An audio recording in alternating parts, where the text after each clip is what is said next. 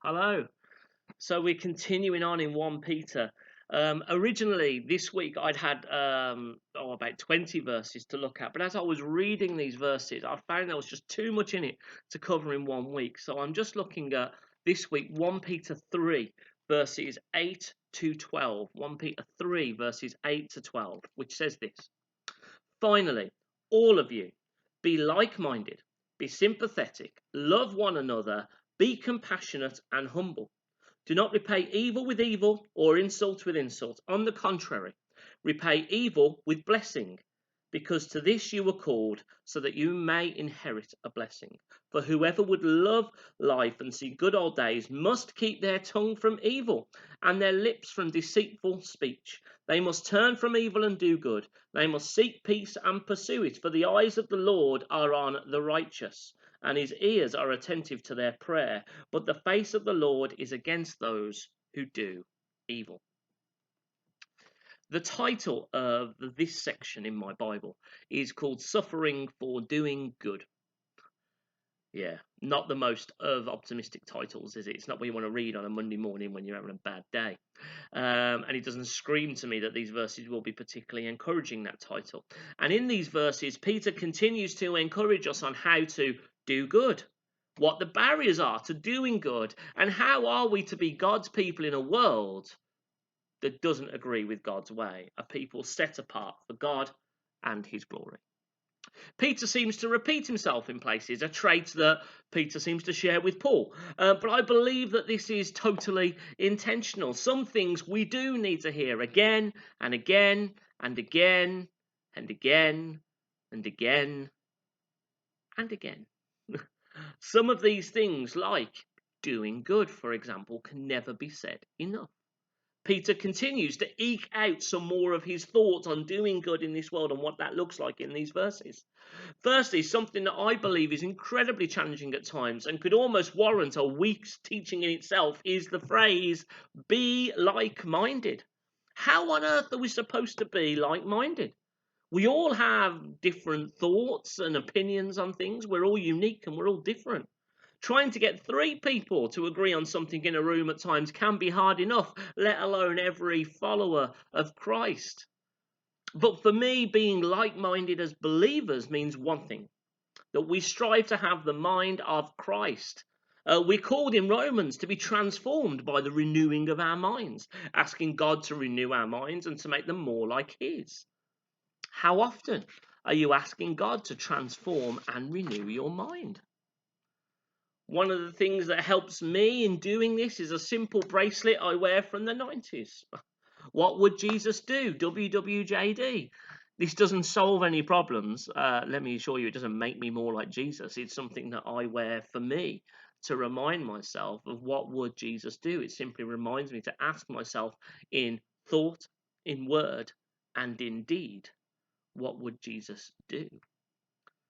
Are the things I'm doing the things that Jesus would do? Are the words I'm saying in line with what Christ would be saying? And is what I'm thinking in line with what Jesus would think?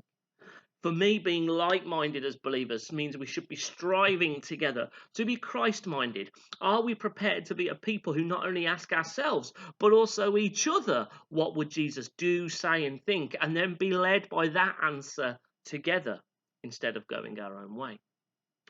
Peter then helps us by listing some things that we can do that help us in being like-minded, in being Christ-minded, being sympathetic to others, no matter who they are, loving others, no matter who they are, show compassion to all, especially those the world rejects or ignore, and keep being humble, always putting other people above yourself. Bit similar to what we were talking about last week with at work and in our marriages, putting others above yourself. When we act in these ways and we speak in these ways and we think in these ways, we are being like-minded and we are being Christ-minded. The thing is, though, we can't just do it alone. My mind wanders. All our minds wander, if we're being honest. How many times have you sat there and you've drifted off into something? We need each other to help us to be like-minded. If we aren't with others in doing this, then we can't be alike with anyone else. We need to be living and doing these things in community with other believers. This again says to the world that we are God's people together set apart for his glory, together to bring his love, together to bring his light, together to bring his life to the world together. Unity, like-mindedness, Christ-mindedness, very important. Verse 9 and 10, I think, are very important verses, in my opinion, when it comes to how do we do life with believers and unbelievers alike. No greater witness and nothing gives a quicker impression to people than the words out of our mouths. When someone is evil to us in either word, well, usually with words, it's one of the quickest things in our minds and with our flesh is to want to say something horrible back to them. It just is, isn't it? Or we go home and we ruminate on it and then we come up with the perfect line to say back to them. We've got to remember that's not God's way. That's not the way to show the world that we belong to God. That's not the way to show each other we belong to God.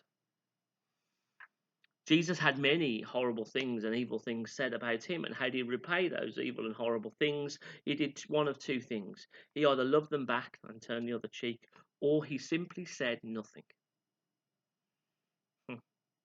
Jesus kept his tongue from evil, and in doing so made people stand up and see his love, see his silence, and see his lack of evil, and see that he was totally different to the way of the world. We have the same call on our lives. In writing this, I'm reminded that the night Jesus was arrested falsely, and the disciples jumped to arms to defend their Lord. Peter himself drew his sword and he cut someone's ear off. Yes, the author of this letter, who says, don't repay evil for evil, cut off somebody's ear who arrested Jesus. Peter saw firsthand that evil was not repaid by evil. Why? Because Jesus didn't allow that to happen. Jesus was against that cutting off of the ear. Peter saw firsthand that Jesus was not about repaying evil for evil, but actually evil was repaid with by love, blessing, and silence. Peter saw this in Jesus when Jesus actually said, don't put your sword away. And then he healed the man who Peter cut the ear off from. We, like Peter, must follow Jesus' example in the garden to lead our words, thoughts, and deeds, even when evil is done to us, even when something unjust is done to us, when something is undeserved or false, to reply with love and goodness and to be in control of our mouths. That's what set apart life is. That's what the life of Jesus is. Finally, Peter reminds us to do good again, but this time brings in another aspect, peace. To pursue peace. Sometimes we think being a people of peace means we're a people that don't rock the boat. But that means if we don't rock the boat in times of conflict, we aren't a people of peace. We're just a people happy to live with conflict. That's not peace at all. To pursue peace is to be a people willing to step in all sorts of situations, many of them difficult, and to seek to bring the love of Christ, the goodness of Christ, and the peace of Christ in that place. To pursue Christ and to pursue peace means to walk towards places where there is no peace and bring it. Remember, it's not us who can fix people or situations, but God can. His peace can. We simply need to be agents of that peace. We need to be bold. We need to be brave. We need to be open to Christ and ask him to fill us with courage and boldness and discernment and wisdom and knowledge so we know how we can bring his peace to this world. Will we be bold? Will we be brave? Will we be peace pursuers? This world stands up and watches when people pursue peace because it's not the world's way, but it is Christ's. He is the way, the truth, and the life. Will we walk his way and pursue peace for his kingdom and his glory?